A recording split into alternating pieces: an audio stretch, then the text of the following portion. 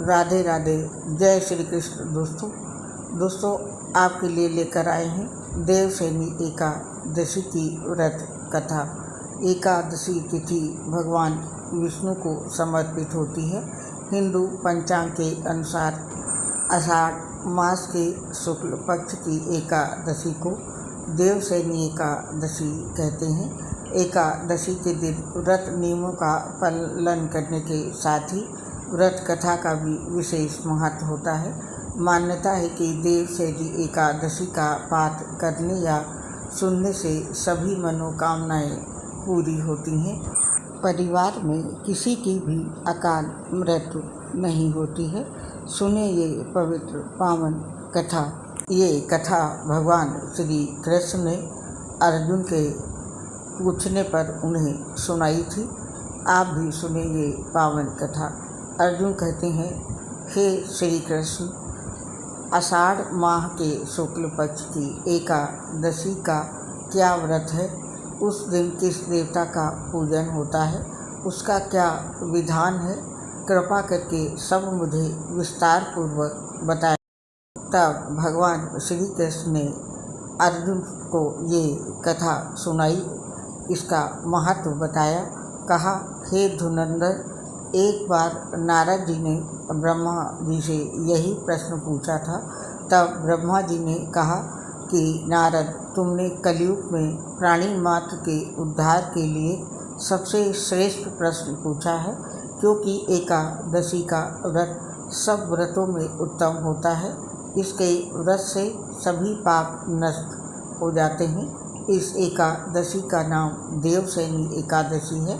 ये व्रत करने से भगवान विष्णु प्रसन्न होते हैं। इस संबंध में मैं तुम्हें एक पौराणिक कथा सुनाता हूँ। ध्यानपूर्वक श्रवण करो। मंधाता नाम का एक सूर्यवंशी राजा था। वो राजा बहुत ही सत्यवादी था, हमेशा सत्य ही बोलता था।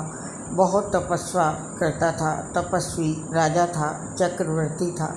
वो अपनी प्रजा का पालन अपनी संतान के तरह करते थे। उनकी सारी प्रजा धन धान्य से परिपूर्ण थी और सुखपूर्वक जीवन यापन कर रही थी।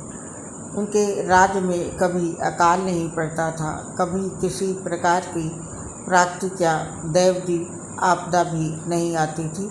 परंतु ना जाने उनसे देव किस प्रकार से रुष्ट हो गए, न मालूम राजा से क्या भूल हो गई और देवता क्यों उनसे नाराज हो गए। एक बार उनके राज्य में जबरदस्त अकाल पड़ गया और प्रजा अन्न की कमी के कारण अत्यंत दुखी रहने लगी। राज्य में यज्ञ होने बंद हो गए। अकाल से पीड़ित प्रजा एक दिन दुखी होकर राजा के पास जाकर प्रार्थना करने लगती है कि हे राजन, समस्त संसार की सृष्टि का मुख्य आधार वर्षा है। इसी वर्षा के अभाव से राज्य में अकाल पड़ गया है और अकाल से प्रजा मर रही है। हे भूपति, हे राजन, आप कोई ऐसा जतन कीजिए जिससे हम लोगों का कष्ट दूर हो सके। यदि जल्दी ही अकाल से मुक्ति ना मिली तो विवश होकर प्रजा को किसी दूसरे राज्य में शरण लेनी पड़ेगी। प्रजाजनों की बात सुनकर के राजा ने कहा, आप लोग सत्य कह रहे हैं। वर्षा न होने से आप लोग बहुत दुखी हैं। राजा के पापों के कारण ही प्रजा को कष्ट भोगना पड़ता है। मैं बहुत सोच विचार कर रहा हूँ, फिर भी मुझे अपना कोई दोष दिखलाई नहीं दे रहा है। आप लोगों के कष्ट को दूर करने के लिए मैं बहुत उपाय कर रहा हूँ, परंतु आप निश्चिंतित न हो, मैं इसका कोई न कोई उपाय अवश्य करूँगा। राजा ये सोच के गहरी चिंता में डूब के मनन करते हैं और प्रजा राजा के वचनों को सुन प्रजाजन चले जाते हैं। राजा मंधाता भगवान की पूजा कर कुछ विशिष्ट व्यक्तियों को साथ लेकर वन को चल देते हैं। वहाँ पर ऋषि मुनियों के आश्रमों में घूमते घूमते अंत में ब्रह्मा जी के मानस पुत्र अंगिरा ऋषि के आश्रम पर पहुँच जाते हैं। राजा अपने रथ से उतर करके आश्रम में जाते हैं। वहाँ पर ऋषि अभी नित्य कर्म से निवृत्त ही हुए थे कि राजा ने उनके सम्मुख पहुंचकर उन्हें प्रणाम किया।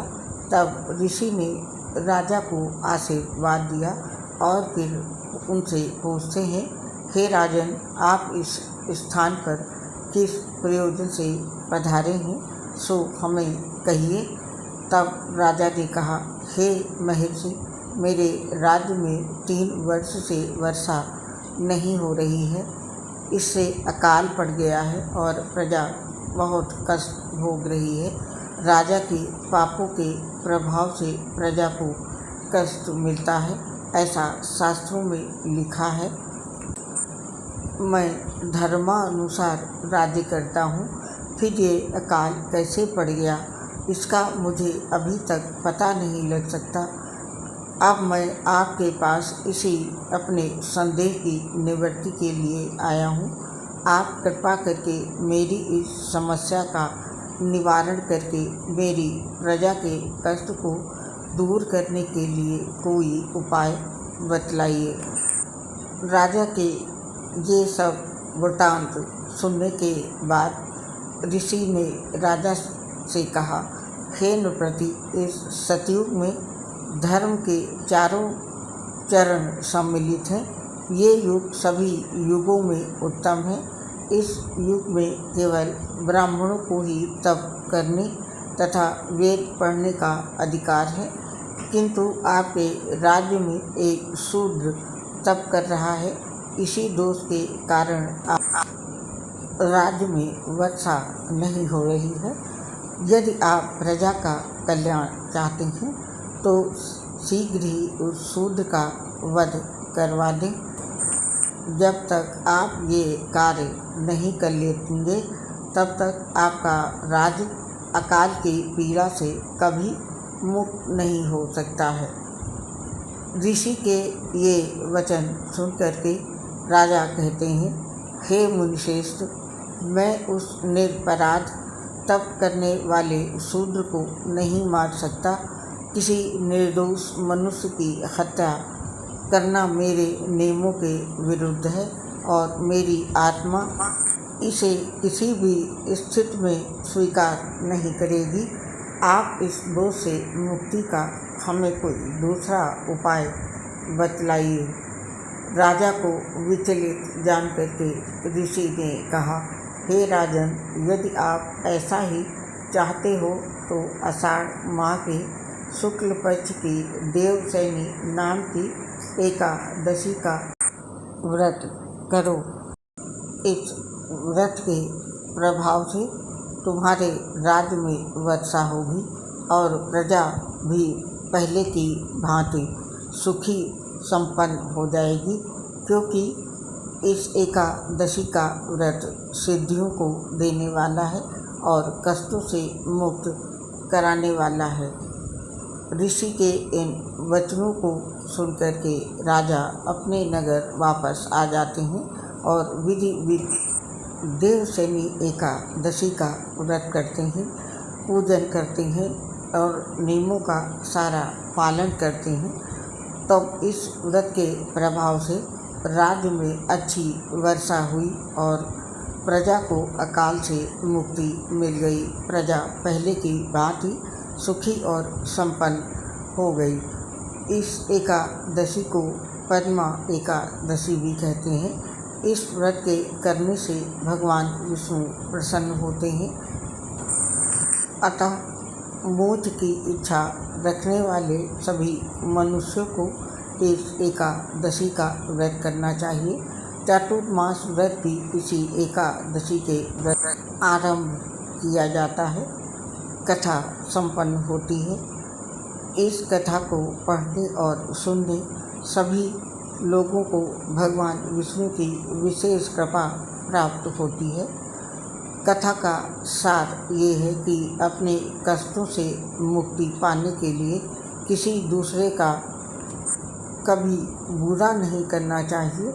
अपनी शक्ति से और भगवान पर पूरी श्रद्धा और आस्था रखकर संतों के कथनानुसार सत्कर्म करने से बड़े कष्टों से सहजता से ही मुक्ति मिल जाती है। बोलिए भगवान विष्णु की जय। जिस प्रकार राजा को अपने कष्टों से मुक्ति मिली, उसी प्रकार भगवान विष्णु सभी कथा पढ़ने और सुनने वालों को कृपा प्रदान करें। जय श्री राधे राधे, राधे कृष्ण।